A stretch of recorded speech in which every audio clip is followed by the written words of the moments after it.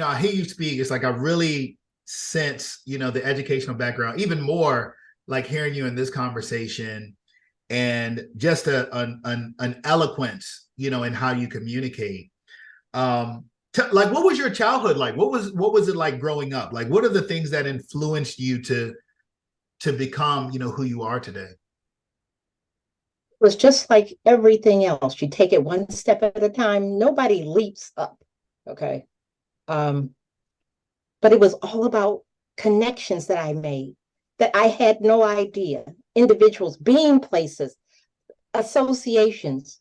Um, like I say, I think a lot of times we as people of color, we poo-poo that. I'm not doing that. How much does that cost? $300 a year? I'm not doing that. It's called an investment. You're investing in yourself. My God, what are you talking about?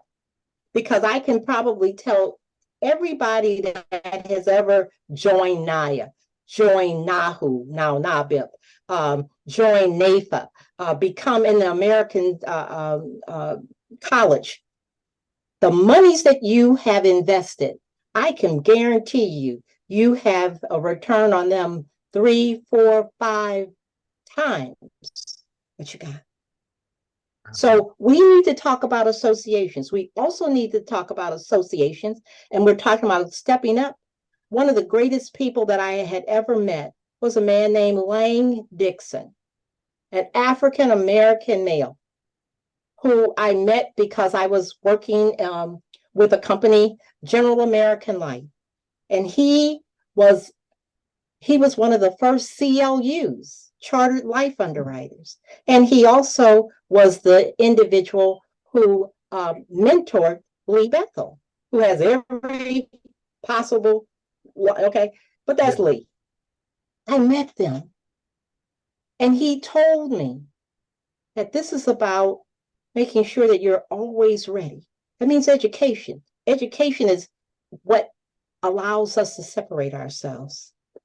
And then I would say that another person that really helped me is Miss Proco in New York.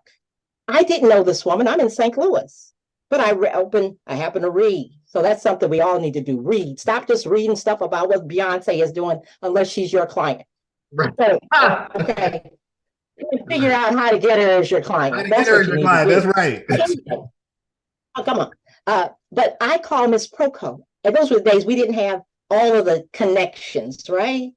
So I picked up the phone and I'm reading this. Okay, let me find this number, get the number. And I called and I said, my name is Kathy Conley. I wasn't a Jones then. My name is Kathy Conley. I'm from St. Louis and I'm in the insurance industry. And I was just wondering if Miss Proco would maybe spend 10 or 15 minutes on the phone with me. Now that's bold and brazen, right? Because people now say, oh, I've got to find somebody who knows somebody. Sometimes you just can call the person Right. and they'll be happy to talk to you. Mm. And her secretary said, where are you from? I told her. She said, okay, well, hold on. And she said, just a minute. Miss Proco has 15 minutes to spend with you. And those 15 minutes, Miss Proco told me 3 things. Now, for those of you who don't know who Miss Proco is, look her up. Yes. This is an African American woman who changed the face of insurance in New York because of a relationship that she created. She didn't have it with the governor, who was Rockefeller at the point. And she saw that in her community in Harlem, people weren't able to get insurance. They doctors and lawyers and business owners. They couldn't get insurance. They were being redlined. You Yeah. heard about that, right? So Miss Proco comes on and she says, hello. And I said, hello, Miss Proco. And I tell her who I am. She says, okay, so what can I do for you? I said, I'm not sure what you can do for me, but I'm certainly hoping that you can tell me something. Tell her that I've been in the business, I think maybe 3 years. I read this article about her. I was just intrigued because I saw another person that looked like me, a woman, an African American woman. And I was just thrilled. I wanted to talk to her. And she said, so what can I do? I said, Miss Proco, all I'd like you to do is help me understand what can I do to become you one day. You know what Mm. Miss Proco said? I don't want you to become me. She said, I want you to be better than me. She said, now you'll have to go outside your community because we're small. So don't ever think that the color of a person's skin is going to determine that that's the only person you should work with. She's number one. So the second thing you need to do is make sure that you're educated in the challenges that your community or whoever you're working with or for, that you understand them so you can bring solutions to them. She said, the third thing is put it back. When you get, she said, because you'll make money. She said, I know you're smart because you picked up the phone and called me and you don't know me. She said, that tells me a lot about you, young lady. She said, but make sure you don't leave your community behind. Invest in them. You'll make money, support the organizations, but also make sure that you don't leave them behind. Now, that's what Miss Eleanor Proco told me. She didn't have to tell me that. But the idea that this woman, who was at the apex of her career, took 15 minutes to talk to nobody. I mean, how great is that? And each one of us has that power. Because each one of us, as Martin Luther King said, all of us can be great by serving. Service. And service is about taking what you know or what you have and helping someone else along the way. This life is not made just for us. We're here. I'm a woman of faith. I try to be a woman of integrity at all times. And I believe that my reason here is not for me. It's so that I can be an image to some young lady or young man who says, you know, if she can do it, I know I can do it. I say, go ahead. That's exactly what I want to hear you say. I don't want you to be me. I want you to be better. That's right. You know, it's interesting because you kind of did become the Ernesto Prokop of Missouri, you know. you know, and if you're listening to this or watching it, and you want to learn more about Ernesto Prokop and E.G. Bowman, there's a great book called Black Pioneers of the American Insurance Industry that you can get and get a little bit of information, you know, about her. Exactly. But that's my little plug, my little commercial in the midst of the interview. Exactly. But tell me about that. Like you didn't just, and which I think is very important, you didn't just take that call and do nothing with it. Like you took that and you used it to build a big business, build a successful business. Can you tell me about that journey? Like what that was like? Okay, so you just hit the nail on the head. Whatever we get in this life, you just don't hold on to it or put it inside of your jacket or in your purse and say, I got it. That's not enough. You've got to work it. Something sparked. When she told me that, I thought, okay, if Miss Proco thinks that I can do that, I can do that. You see, because first of all, you got to believe in yourself.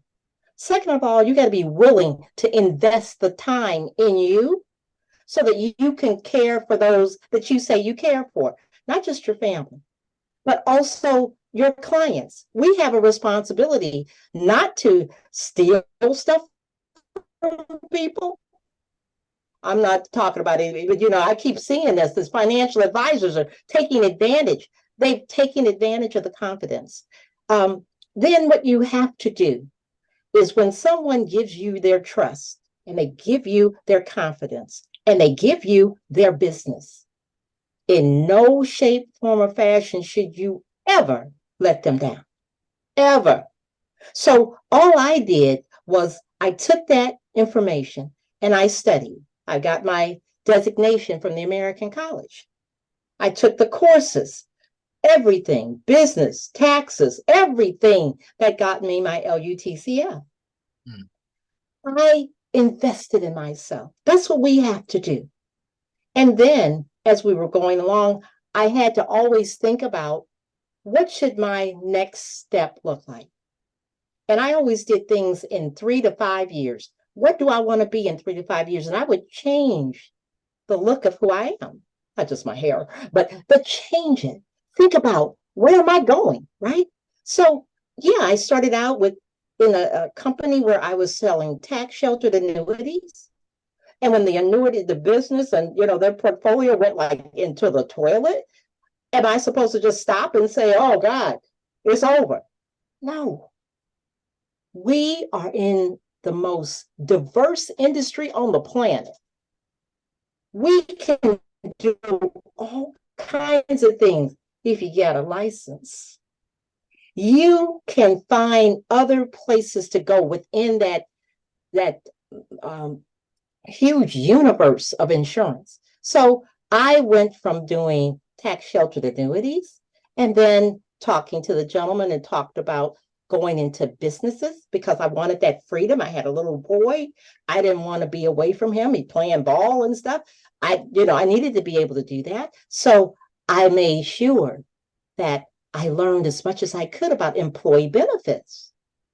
And I took it upon myself to go knock on doors. Not like you can't quite do it today, but there's a way because the same issues that were then are now. People don't know anything about insurance. And I think about yourself every 3 or 5 years, reinvent yourself. And I don't mean change your name and all of that. What I mean is tell me what's your next goal. Because if you see yourself getting close to that goal, it's time for you to step it up. Okay, since I've done that, what's the next thing I need to do? Maybe I need to grow it. And as I was doing this, I was always thinking, what will happen? Because I never was able to walk into a place where I saw people that looked like me in the industry, right? Until I met Naya. And I walked into a room in Chicago where I had a very large client in the evening. I didn't have anything to do. And I happened to read. I'm telling you guys, there's stuff stuck in there that you just don't know. But I ended up in this hotel where they were having their conference. I didn't even know. I'm in St. Louis, not National African American Insurance Association. I'm going over here and see what this is. And I walked in the room and I thought I was in Nirvana. There were 150 people of my color, all in the insurance industry in this room. And they were all open and helpful and wanting to be supported. It was a world that opened up for me. And from that, I stayed involved. I did things to make sure when I came back to St. Louis, I don't want to just hold that. I want to tell other people about it. I want to tell other individuals in this industry, don't know about Naya, you need to know about Naya. Let me tell you about her. You need to join. Tell your story. Tell their story. Because the more we tell our stories, the more we give, the more we get.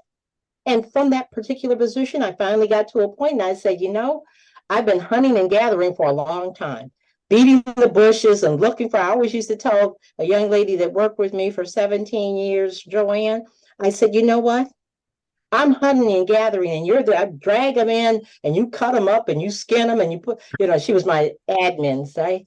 So she did all of this. She got that all ready. She made sure things were taken care of. And I said, but one day I'm going to be tired of this hunting and gathering thing because you get tired. And I said, what's the next step? And I found a young man who I knew his father because of Naya. I found Quincy Branch. I found Quincy only because I knew Aubrey. And in the conversation, we started talking about things, and I thought, let's talk about what can be. Yeah.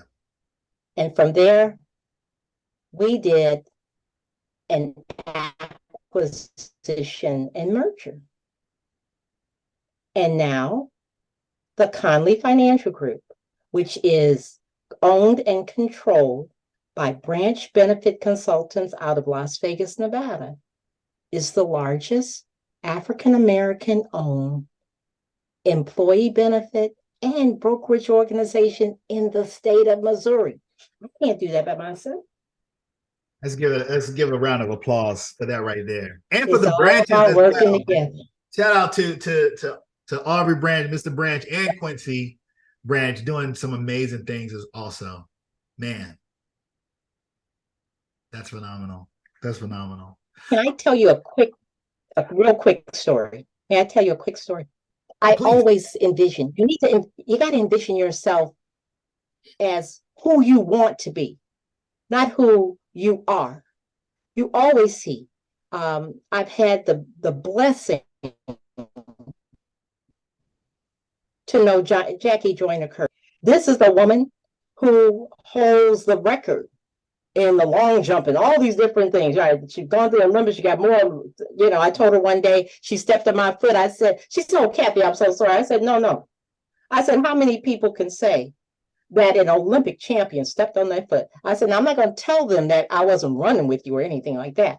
But for me, I asked her about it, and she always saw herself futuristically. She saw herself jumping, running, doing whatever. She envisioned that because as a man or woman thinketh, so they are. Yes. So I always considered myself to be an embodiment of Harriet Tubman. Mm. Like, what? Like, yeah. Because what Harriet Tubman did, she fought and worked and did whatever she could till she found a way out of slavery. She got out. But she didn't just hold that and say, "I'm out." She said, "No, I got to go back and get some more people. I got to go back."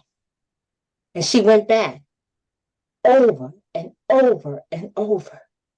And I think of what I would want to be is Harriet Tubman. I want to bring our community, if it's women of color, if it's women, if it's just folks of color, if you're white and you need some help. I'm not, I might be biased, but I'm not racist. Okay, come on, everybody, let's go. And for me, what she embodied was always, she was putting in the effort. She had an endless effort. And that's what we need in this industry. You're going to have those days, it's like, I ain't got no money at all. What is going on? You got to think yourself out of it, see where you're trying to go. And for me, I wanted to be the embodiment of a financial Harriet Tubman, that I can lead you out of the financial wilderness of slavery, of being torn. You don't have what you need in order to be free. Because freedom is an amazing thing. Freedom can be the financial freedom, but it also should be the mental freedom. It should be the spiritual freedom. It's that freedom that does not require you to have other people determine how high you go. That's freedom. So that is the story of Harriet Tubman. And folks around here will say, "Yes, Kathy, we know Harriet Tubman." I said, "That's right." That's right. And I keep her little sign here, and it says, "In order to reach your goal, you must continue to strive in spite of the treatment or the interference that you will encounter." Mm. Here we are in 2023, and some things never change. So it just means that we just have to keep pushing harder. And each one of us can do more, be more, if we see ourselves in that, especially if you get yourself a license. That's right.